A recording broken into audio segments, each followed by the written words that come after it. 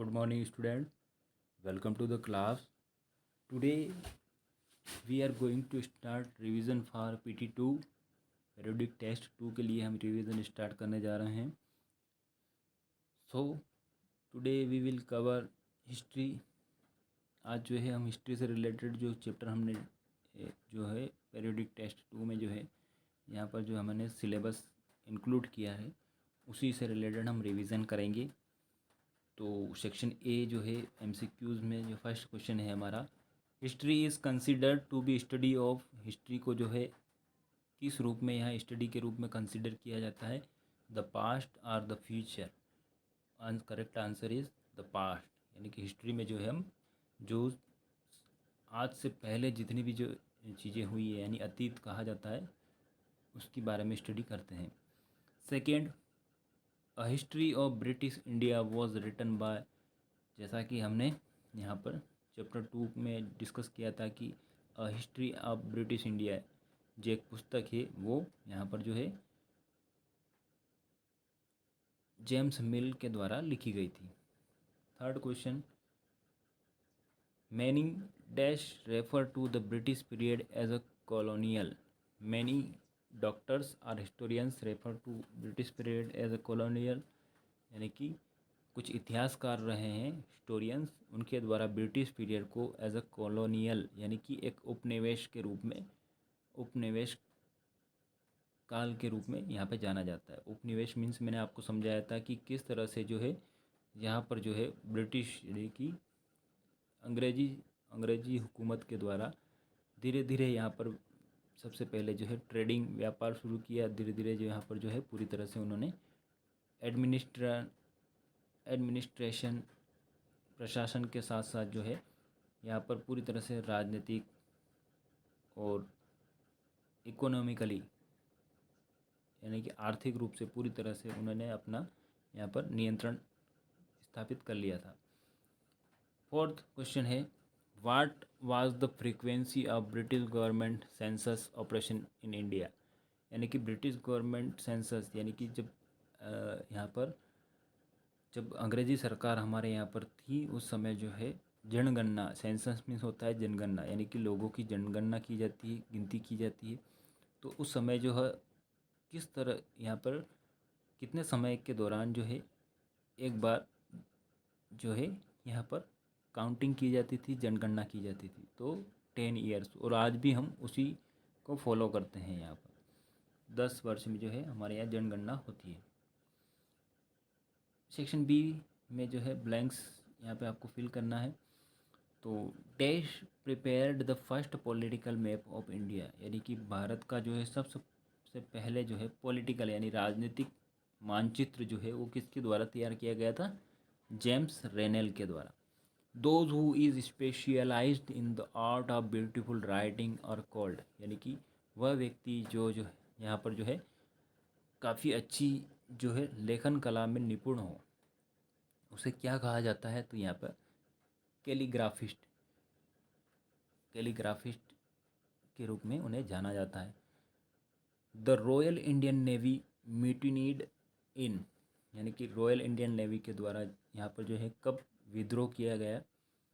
1946 में. True false section C में देखते हैं. James mill divided Indian history into 3 periods, Hindu, Muslim and Christian. तो हमें पता है कि यहाँ पर जो है ये हमारा फॉल्स सेंटेंस होगा क्योंकि जेम्स मिल ने जो है इंडियन हिस्ट्री को हिंदू, मुस्लिम और ब्रिटिश के रूप में यहाँ पर डिवाइड किया था. उन्होंने रिलीजियंस के बेस पर, और फिर जो है जब ब्रिटिशर्स जो है यहाँ पर रूल कर रहे थे, शासन कर रहे थे, तो उन्होंने सबसे पहले हिंदू यानी कि रिलीजियंस, उनका मानना था कि सबसे पहले इंडिया में जो है हिंदू रिलीजियंस का जो है प्रभुत्व रहा. कब की बात है? जब हम बात करते हैं वैदिक पीरियड की, जब पुराण, वैदिक और वो वर्णाश्रम सिस्टम आपको देखने को मिलता है. देन जो है फिर क्या हुआ? मिडिवल हिस्ट्री में क्या हुआ? मिडिवल हिस्ट्री में जो है कई सारे जो है अरब कंट्रीज से जो है यहाँ पर जो मुस्लिम रिलीजियंस से जो लोग यहाँ पर जो है उन्होंने यहाँ पे आए और यहाँ पे उन्होंने कब्जा जमाया. तो इस तरह से उन्होंने जो है मिडिवल पीरियड को जो है मुस्लिम्स जो है टाइम पीरियड से यहाँ पे रिलेट किया है। देन ब्रिटिश लोग जब आए तो उन्होंने ब्रिटिश टाइम पीरियड से यहाँ पे को रिलेट किया है। तो यहाँ पे हमारा फर्स्ट सेंटेंस जो है फॉल्स होगा। Second, official documents help us understand what the people of country think, यानी कि जो सरकारी जो डॉक्यूमेंट्स या दस्तावेज होते हैं उससे हमें ये पता चलता है या मदद मिलती है कि जो वहाँ की जो जो आम नागरिक हैं, कॉमन मैन है, उनके बारे में वो क्या सोचते हैं उससे हमें पता चलता है। तो ऐसा बिल्कुल नहीं होता है। ऑफिशियल डॉक्यूमेंट्स में जो है ये जो है आम नागरिकों की जो सोच के बारे में नहीं बताया जाता है। फॉल्स सेंटेंस होगा। Third, the British thought survey were important for effective administration, यानी ब्रिटिश जो अंग्रेज लोग ऐसा सोचते थे कि जो है सर्वे यानी कि सर्वेक्षण यानी कि निरीक्षण करना जो है वो उससे क्या होता है कि जो है अच्छे तरह से आप प्रशासन करना चाहते हैं किसी क्षेत्र विशेष में, पूरी तरह से जो है अच्छी तरह से प्रशासन यहाँ पर वहाँ पर शासन करना चाहते हैं तो इसके लिए सर्वे इम्पोर्टेंट होते हैं। तो बिल्कुल सही है, यहाँ पे अंग्रेज़ों ने अपना प्रशासन करने से पहले कई तरह से सर्वे किया है। तो इस तरह से हिस्ट्री में हमारा चैप्टर 1 यहाँ पे कंप्लीट होता है। देन सेकेंड चैप्टर हम हिस्ट्री में देखते हैं।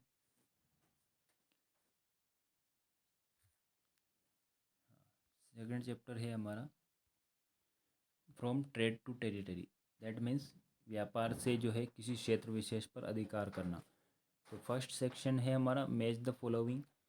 अब यहाँ पे कॉलम ए में यहाँ पे कुछ फॉरवर्ड दिए गए हैं। देन कॉलम बी में भी जो है कुछ यहाँ पे इनके मीनिंग्स दिए गए हैं या इससे रिलेटेड यहाँ पे कुछ सेंटेंस या वर्ड आपको देखने को मिल रहे हैं।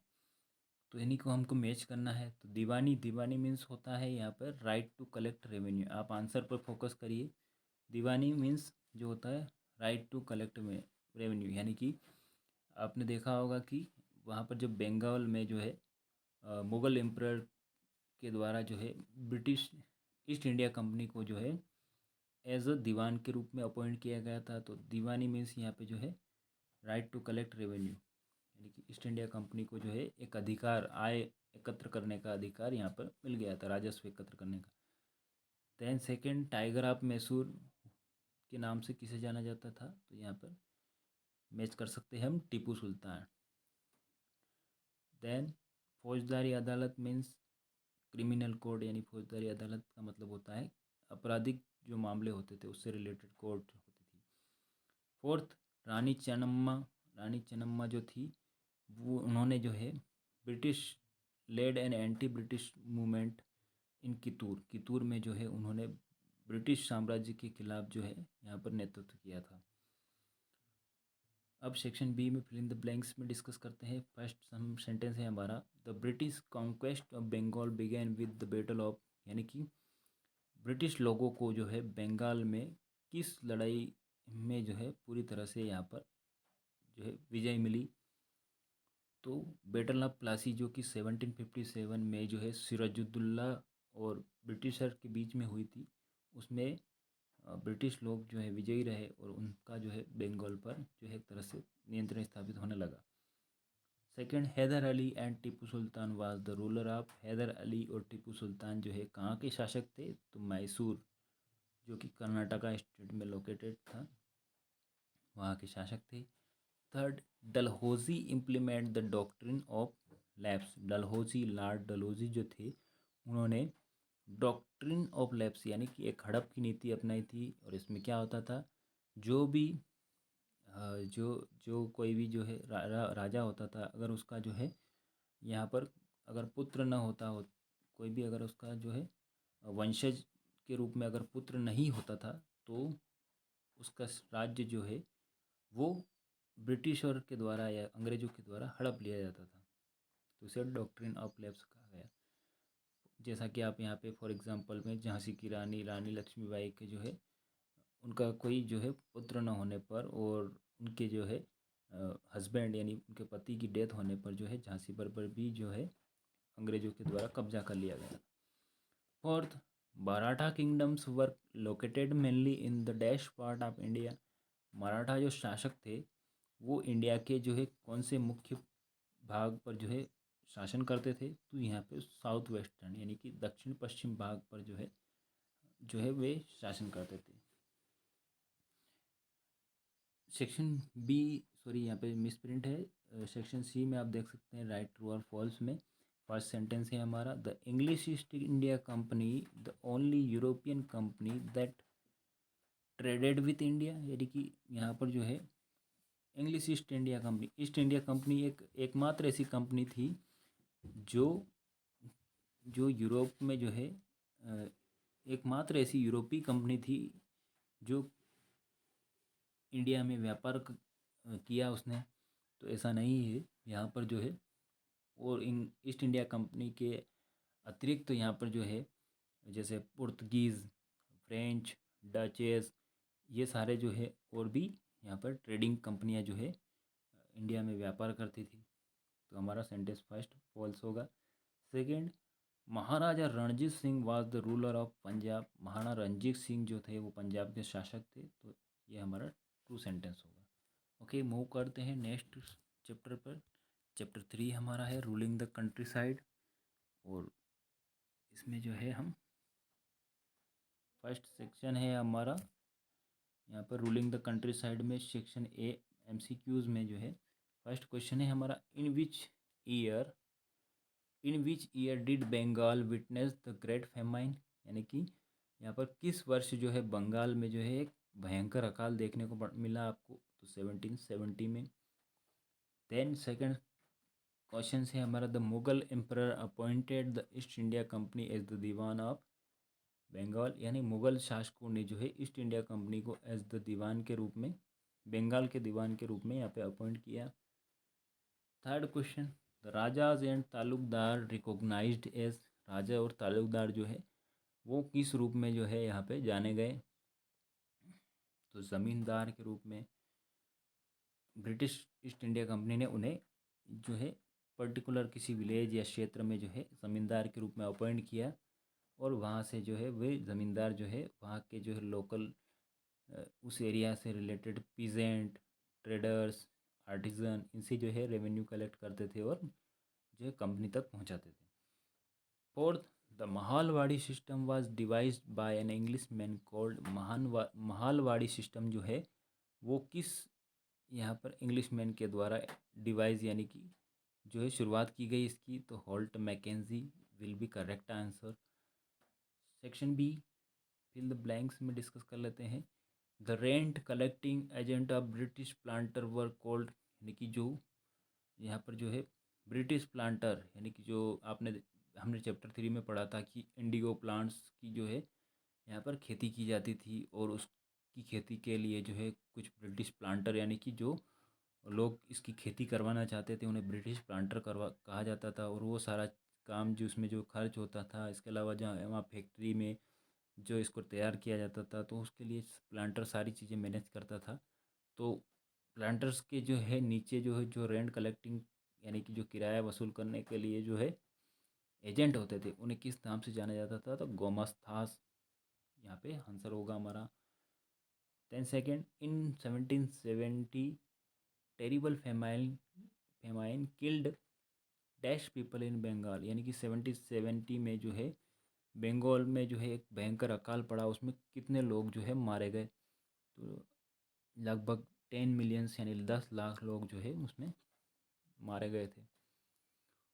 और थर्ड, अकाल मीन्स क्या होता है, जैसे कि भूखमरी, पानी न गिरना, और इस तरह से वहाँ पर जो है कई समस्याएं आपको देखने को मिलती है।